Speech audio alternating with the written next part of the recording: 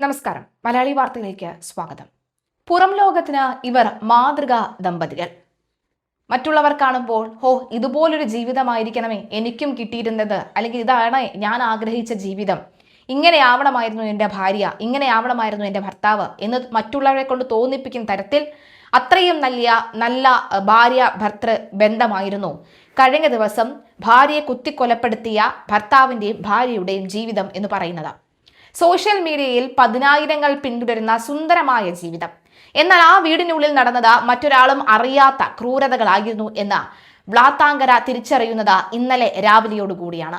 9 വർഷം മുൻപ് പ്രണയിച്ച് കൈപിടിച്ചവളെ, ഒപ്പം താമസിച്ച് വിശ്വസിപ്പിച്ചവളെ വിഷ്ണുനാഥ് വെട്ടിക്കൊലപ്പെടുത്തിയപ്പോൾ നടുങ്ങിയത് നാട് മുഴുവനായിട്ടാണ്.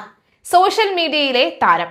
ഫേസ്ബുക്കിൽ 10,000-ലധികം ഫോളോവേഴ്സ് ഉള്ള സജീവ സാന്നിധ്യമായിരുന്നു അൽമ. പൂച്ചകളെയും നായ്ക്കളെയും ജീവനു തുല്യം സ്നേഹിച്ചിരുന്ന അൽമ അവരോടൊപ്പമുള്ള നിമിഷങ്ങളാണ് സോഷ്യൽ മീഡിയയിൽ എപ്പോഴും പങ്കുവച്ചിരുന്നത്.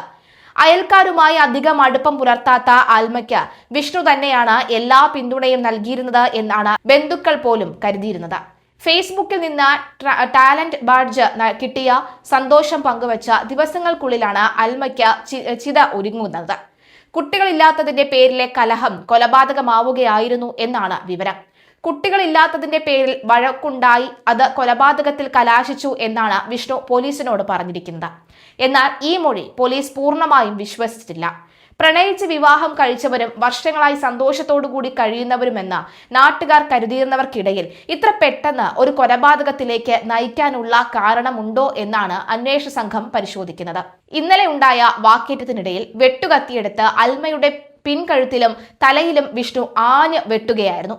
ചോര വാർന്ന് ആ തറയിൽ കിടന്ന് അൽമ പിടയുമ്പോൾ സഹായത്തിന് ആരെയും വിളിക്കാതെ വിഷ്ണു നോക്കി നിൽക്കുകയായിരുന്നു. അൽമയുടെ മരണം ഉറപ്പാക്കിയ ശേഷം വിഷ്ണു 100 മീറ്റർ അകലെയുള്ള തന്റെ കുടുംബ വീട്ടിലേക്ക് നടന്നുപോയി.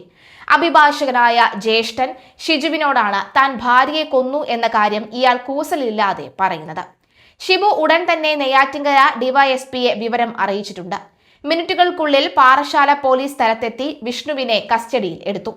പ്രണയവിവാഹത്തിന്റെ 9ാം വർഷം തന്റെ പ്രിയപ്പെട്ട പൂച്ചകൾക്കും വളർത്തുമൃഗങ്ങൾക്കും നടുവിൽ അൽമയ്ക്ക് ജീവൻ നഷ്ടപ്പെടുമ്പോൾ വ്ളാത്താങ്കര ഗ്രാമം ഇനിയും ആ ഞെട്ടലിൽ നിന്ന് മുക്തമായിട്ടില്ല. വിഷ്ണുവിന്റെ മൊഴിയിലെ വൈരുദ്ധ്യങ്ങൾ പുറത്തു കൊണ്ടുവരാനുള്ള ശ്രമത്തിലാണ് പോലീസ്. അൽമയും വിഷ്ണുവും 10 വർഷം മുൻപാണ് വിവാഹിതരായത്. PSC പരിശീലന കേന്ദ്രങ്ങളിൽ അധ്യാപകനാണ് വിഷ്ണു. ഇരുവർക്കും കുട്ടികളില്ല. ഇതിനെ ചൊല്ലി നാളുകളായി ഇരുവരും തമ്മിൽ വഴക്കുണ്ടായിരുന്നുവെന്ന് പോലീസ് പറയുകയാണ്. ഇന്നലെ രാവിലെയും തർക്കമുണ്ടായതിന് പിന്നാലെ പ്രകോപനത്തിൽ കത്തിയെടുത്ത് അൽമയെ കുത്തിയെന്നും വെട്ടിയും കൊലപ്പെടുത്തിയുമെന്നുമാണ് വിഷ്ണുവിന്റെ മൊഴി. അയൽക്കാരുമായി അധികം ബന്ധമുള്ളവരല്ല ദമ്പതികളെന്ന് പഞ്ചായത്ത് അംഗം വിശാഖ് പറഞ്ഞു. ഇരുവരും മാത്രമാണ് വീട്ടിൽ താമസം.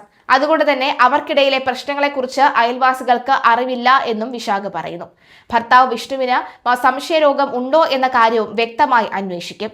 അതേസമയം അൽമയുടെ നിലവിളി ശബ്ദം പോലും പുറം ലോകം കേട്ടിട്ടില്ല എന്നത് ഈ കൃത്യത്തിന്റെ ഭീകരത വർദ്ധിപ്പിക്കുന്നുണ്ട്.